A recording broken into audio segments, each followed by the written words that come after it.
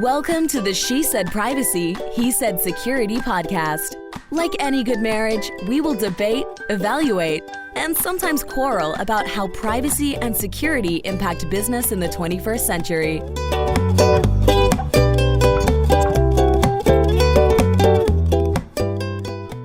Hi, Jody Daniels here. I'm the founder and CEO of Red Clover Advisors, a certified women's privacy consultancy. I'm a privacy consultant and certified informational privacy professional providing practical privacy advice to overwhelmed companies. Hello, Justin Daniels here. I am a corporate equity partner at the law firm Baker Donaldson. I am passionate about helping companies solve complex cyber and privacy challenges during the life cycle of their business. I am the cyber quarterback helping clients design and implement cyber plans, as well as help them manage and recover from data breaches. And this episode is brought to you by ding, Red Clover Advisors. We help companies to comply with data privacy and establish customer trust so that they can grow and nurture integrity. We work with companies in a variety of fields, including technology, e-commerce, professional services, and digital media. In short, we use data privacy to transform the way companies do business. Together, we're creating a future where there's greater trust between companies and consumers. To learn more and to check out our new best-selling book, Data Reimagined, Building Trust One Bite at a Time, visit redcloveradvisors.com. Is this our first broadcast since we've been back from our Alaska soiree? It is. We had so much fun visiting the beautiful landscape in Alaska and eating Mickey Mouse waffles, and then we had to come back to reality. Yes. There's no one making Mickey Mouse waffles and a gourmet dessert every day and towel animals on my bed. Yes, I missed the towel animals. Anyway, well, we're back with kind of a bang since we have an awesome guest today. So today, all of our guests are awesome. That's true. We have an extra special guest because it's like a mirror image of all the fun activities you like to do. Remember, we have to talk about privacy, not just skiing in Colorado and Utah today. Next call. So today our guest is Ed Britan. He is the leader of Salesforce's global privacy team. It is a global team with 35 plus pros all over the world covering privacy for Salesforce and its customers. Ed is based in DC. He previously spent 7 years on Microsoft's global privacy and regulatory affairs team covering global privacy and AI legal and policy issues. Welcome, Ed. Thank you. Thanks for having me. As a privacy geek, I love these types of discussions, and I really appreciate the opportunity to talk privacy with other folks that like hearing about privacy. Lord knows my family's tired of hearing about it, so happy to talk to you all. And I'm excited. I got my Data to the People shirt on, which is, privacy is all, for me, is all about power, empowering people, empowering organizations, and really, giving power to those that are less powerful, the vulnerable populations of the world, and giving them the ability to control their data and control their personas. And that's what gets me excited about it. And I'm happy to be here today to talk privacy. Now, the most important question is, where do we place our order? Because we want a t-shirt like that. You just got to stop by the DC. Tableau is one of Salesforce's affiliates, and the DC office is a Tableau office is a Tableau shirt. You stop by, I'm sure the team will have one for you. I like that. Maybe we'll have to add that to our upcoming trip over there. Maybe you should have a t-shirt swap for one of the red clovers, especially when we have the Know Your Oh, Data yes. t-shirt. Maybe we will. All right. So remember, we're not doing skiing and we're not doing t-shirt. We're going to talk about privacy today. Okay. Now, Ed, you are super passionate about privacy, and we always like to understand how people got to where they are today. Can you share a little bit about your career journey and how you arrived at Salesforce doing all things privacy? Sure. Yeah, I've always been interested in my career's always straddled law and policy, which is where privacy is, because privacy is such a fluid and rapidly evolving field. So you always have to have your eyes on what's percolating from a policy perspective globally to understand not just where the law is, but where the law is going, where the law is going rapidly. I started my career at a law firm, a great law firm, Alston & Bird, an Atlanta headquartered firm, and I was able to work with Bob Dole and Tom Daschle, two of the preeminent policy minds of our era, two former Senate majority leaders. And I got to work on all things DC related for our corporate clients. And privacy was a hot topic.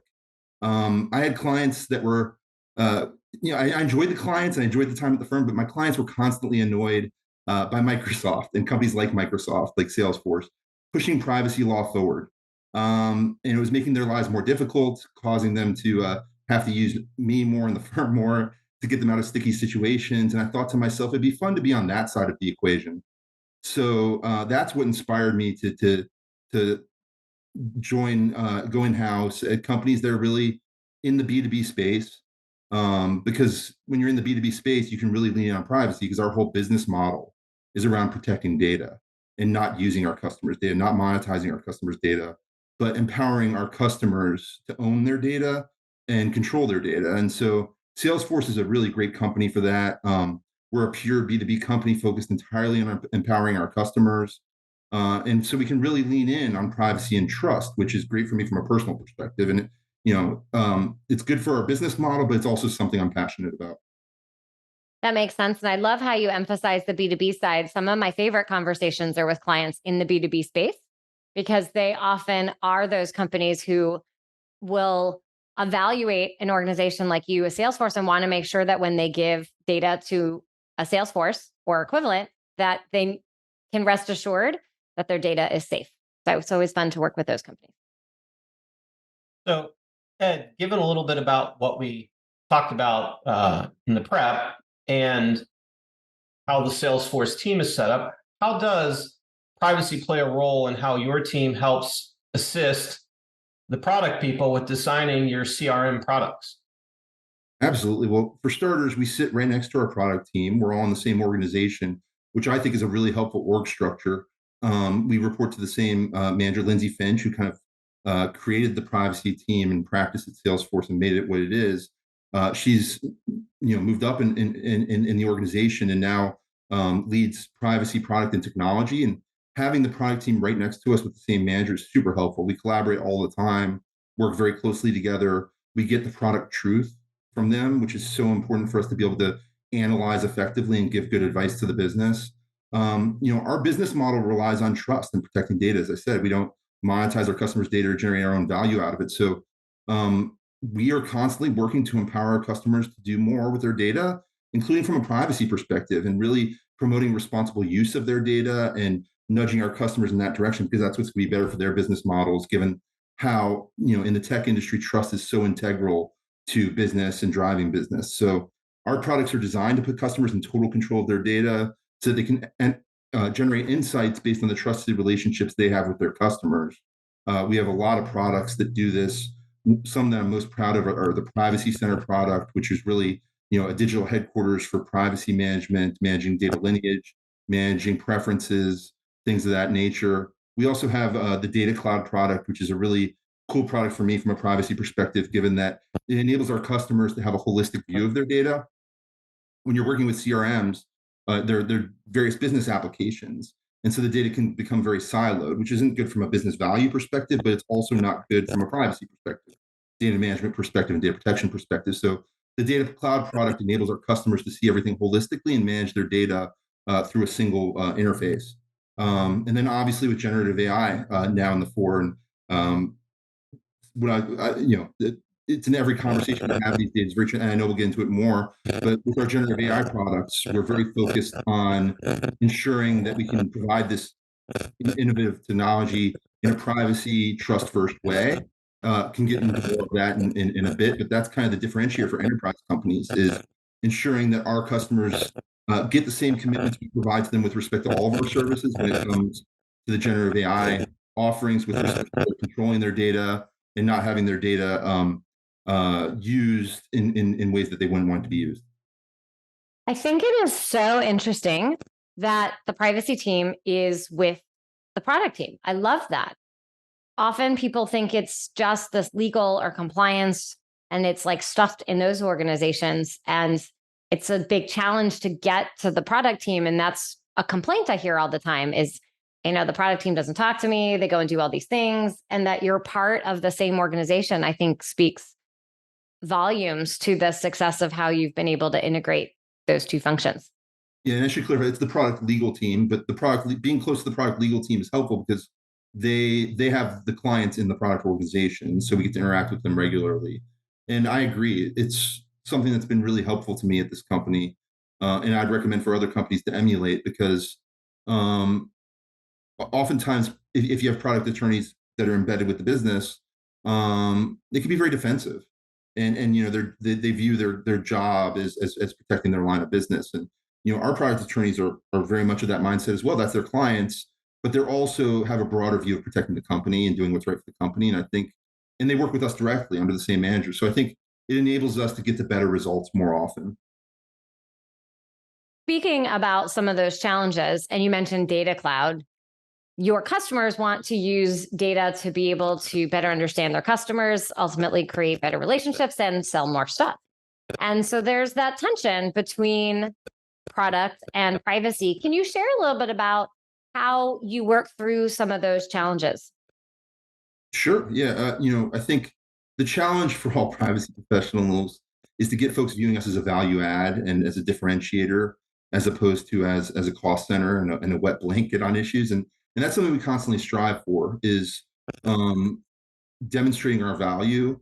I think everyone in the tech industry is coming to understand how heavily regulated we're becoming, and doing privacy right and getting it right can give customers confidence to use the services more, to share more data with the services, and to interact more with the services and get more value out of the services. It's a threshold issue for using a lot of the functionality across the organization. And I think, the more we can speak to that up front, the more we can open the door to selling to the product team, doing more innovative things, to the sales team, having more ability to sell. And so I think we've been doing a good job on that. And I think where regulation's headed is just really helpful for our company, given our business model, given the focus globally on third-party data and the current advertising model as it is. Salesforce, given that we're a customer relationship management company, we help customers get value out of the first-party data they collect directly from their customers. And so by its very nature, that's a more privacy protective way to interact and engage. And so there's a lot of advantages to us as a company. And my goal is to harness those advantages because it's more privacy protective and drive the business model. And it just so happens that the regulatory landscape is leading a lot of customers in that direction as well. Now I want to shift our conversation a little bit to what you alluded to earlier, which is a real big focus, not just in privacy, but in all of technology, seems to be around the promise, but also the risk management around artificial intelligence. And so would love to get your thoughts about how you as a privacy leader are starting to think about AI and how it will impact your organization and how you deliver your products to your customers. Absolutely. I think AI, and specifically generative AI, it's permeating everything. It's the most transformative technology I've seen in my career. I wasn't around for the advent of, I wasn't working yet at the advent of the internet, but it's a game changer, and it's permeating all of our products. It's going to be part of all of our products and services. It's something that everyone's very interested in, but this technology is not going to achieve its full potential unless we prioritize trust, by addressing all the concerns that folks have. And whenever there's a new technology, there's always concerns. I think some of those concerns will go away as people get more used to the technology. But there's legitimate concerns around accuracy, bias, inequality, privacy, security, sourcing of content, safety. So we have to really demonstrate through how we roll this technology out and integrate it that we're addressing these concerns, and that we're providing this technology in a manner that keeps customers in control of their data. As an enterprise company, that's a big thing, and customers are used to, I think we've driven trust in the cloud, and it's an amazing achievement. I remember when cloud technologies were nascent and going to conferences, and there was a lot of concern about whether data is safe in the cloud. I think we've crossed that hump, but we need to maintain that trust when it comes to new services and new functionality. So I think it's also important to remember that there's a lot of discussion about AI regulation, and it's coming, and it's going to be a field of law in itself. But also, this technology is currently being regulated under privacy and data protection law globally. European regulators, in particular, are already demanding changes with respect to how ChatGPT is delivered in those markets. And so we need to deliver this technology with trust, keeping customers in control, and in a fashion that gives customers confidence that they comply with global regulation. You shared about demonstrating the ways that you're integrating AI in a manner that customers can trust. And a lot of people are smaller companies who might be listening today and are trying to figure out, they don't have the huge teams like you all do. How do I incorporate AI and do it in a safe way? Can you share a little bit about how are you thinking about doing that type of demonstration, or what's the process been to evaluate AI tools and kind of ultimately how you wrap that into a good AI policy? Sure. I think for starters, we try to do as much as we can on our end as a service provider to protect our customers with respect to how we're delivering the services and technology. For instance, by restricting third-party access and ability to benefit from the data, keeping customers in control of their data, ensuring that we're not sharing, that when we're generating prompts, we're only using the minimum amount, implementing the data minimization principle and not sharing more data than necessary to deliver the content the customers are asking for. And I think that's all really important to us from an enterprise company in terms of meeting the commitments that we make across our services and applying those to AI. From a customer perspective, I would encourage even small customers to focus on transparency and accountability. It's clear that assessments are going to be part of the legal regime. It's a focus of the EU-AI Act, but assessments are already a core part of GDPR and global data protection law. And I know a lot of customers are nervous about assessing their AI in this way, but I've found data protection impact assessments or algorithmic assessments to be critical tools for identifying and addressing potential bias and helping to instill trust in the technology. Sometimes you don't really know what you think about something until you put it in writing. And so many times in my career, just putting things in writing and thinking about things that way has enabled us to find better ways to do things.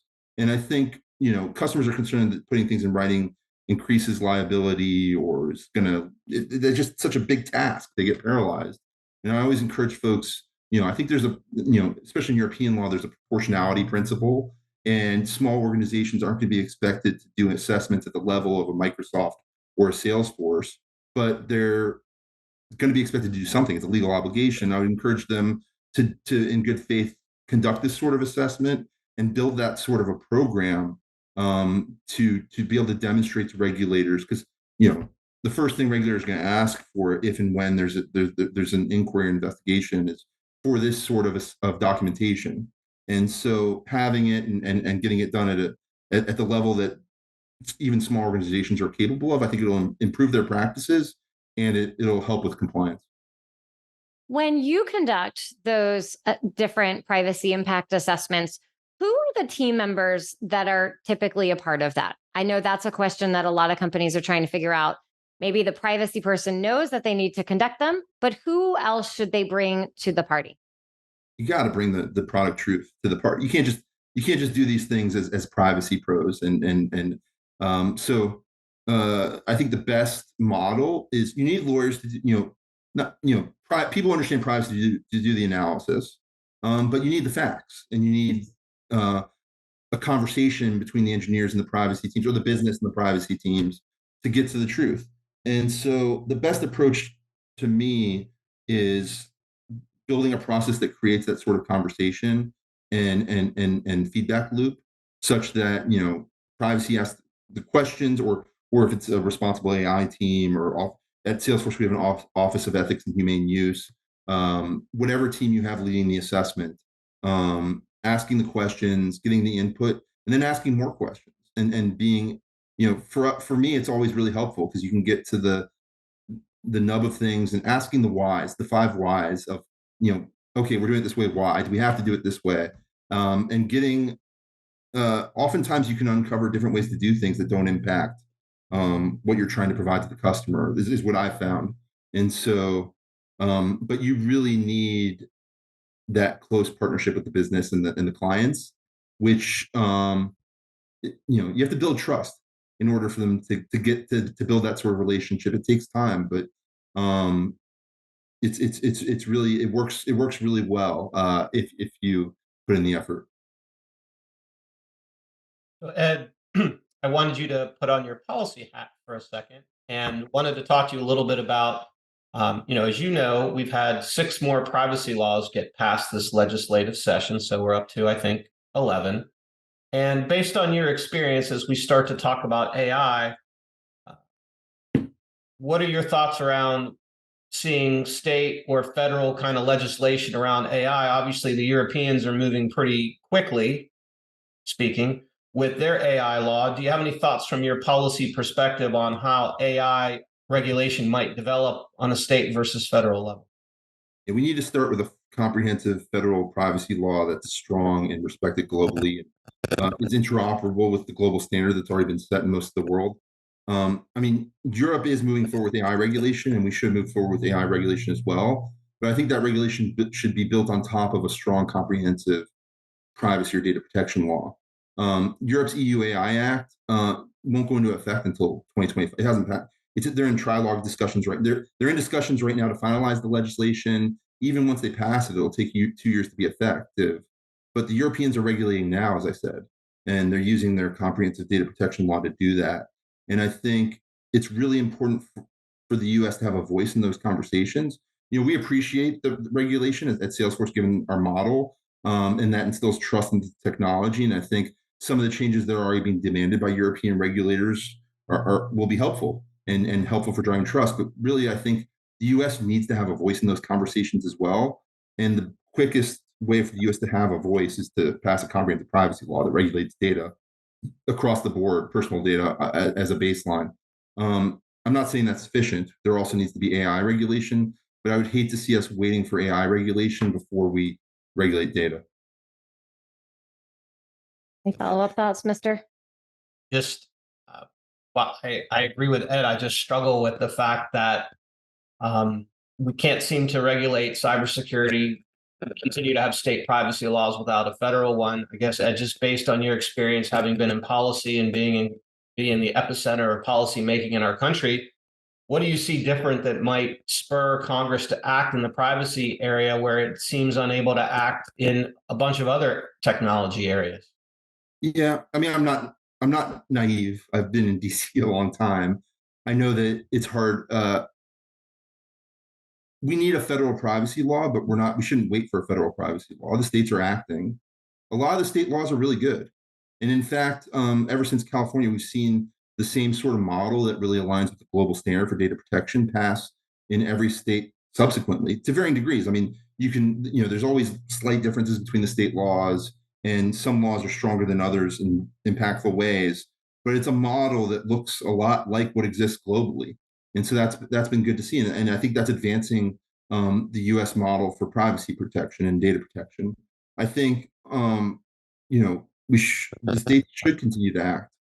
And I hope they do so in a way that's interoperable and doesn't create a patchwork that makes life for our customers exceedingly difficult.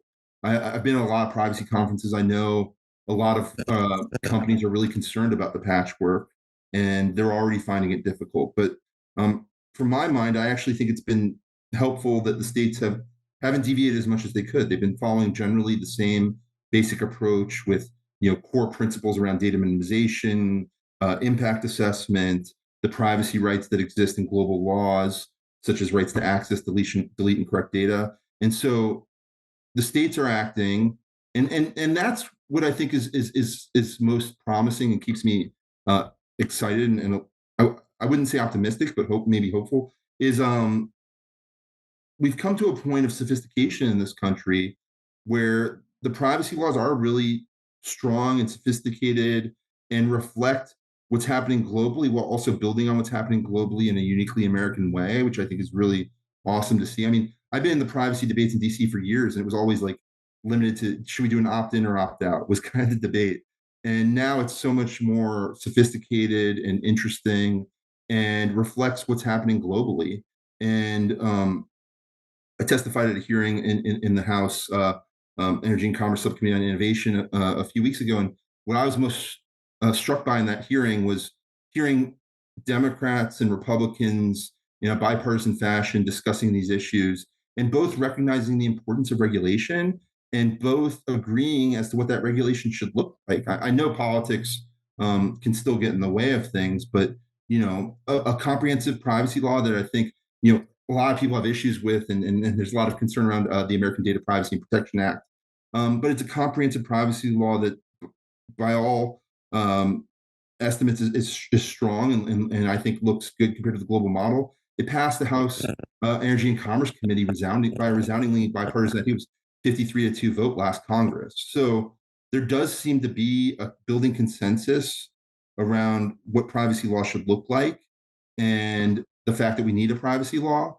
And so, look, like, even though it doesn't look, it never looks I would never bet on them getting something done, but we have to keep working towards it. And I do think that something will get done eventually.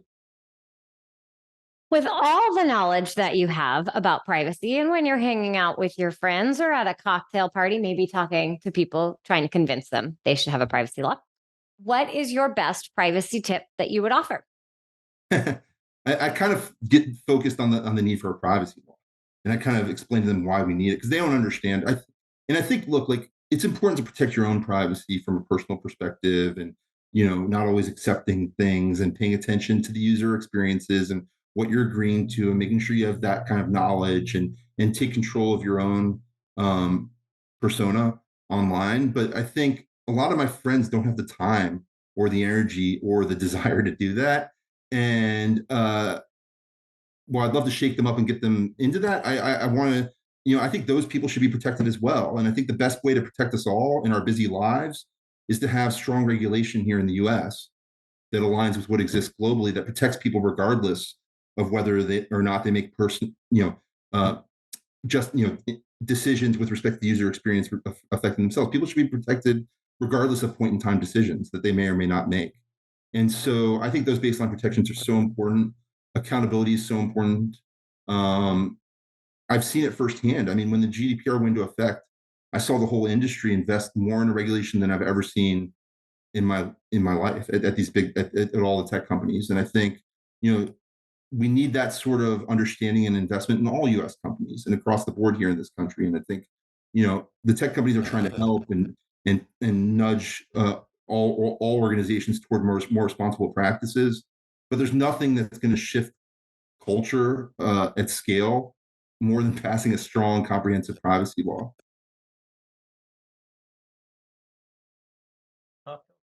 It is an interesting conversation. At least 3 or 4 shots. Yeah. Well, I want people to get active. I mean, I think the only way we're going to get a federal law is if people ask for it and demand it. And polls show people want it, but we need to get people thinking about it, talking about it, and understanding why it's important. Great. So, when you are not managing privacy for a global brand, what do you like to do for fun? I like to ski as much as possible. My goal in life is to get as many days skiing with my family as I can. And it's just a passion of mine. I love being in the mountains. I love being there with my kids. Steep trails, challenging them, watching them, get over their fears, getting powder days. But I just like being in nature and being on the water or hiking or doing things as a family. And so that's what keeps me going. I'm clearly passionate about privacy, but not every day is champagne and strawberries. It's some days are hard and it's grueling, and those times with my family are what get me through that. Well, it's important to balance, and so we also are nature happy people, and music to Justin's ears about skiing and powder days. Well, Ed, we're so grateful that you shared all that you did with us today. If people would like to learn more or to learn from you, where is the best place to connect? LinkedIn. I'm pretty active on LinkedIn. Feel free to shoot me a message. I love talking about this stuff, and I'd love to meet people and chat with people, hear different perspectives. And that's what's so great is there's so many different perspectives. There's so many different aspects of privacy law and data protection law that it's endlessly fascinating to me. And I know to the folks in our community, they're equally passionate about these things. And I love talking with folks that are passionate about these issues. So I'd love to hear from you on LinkedIn and chat it up and meet in person. Well, thank you again for sharing your perspective with us today. Thank you so much for giving me the opportunity. Thanks for listening to the She Said Privacy, He Said Security podcast. If you haven't already, be sure to click subscribe to get future episodes and check us out on LinkedIn. See you next time.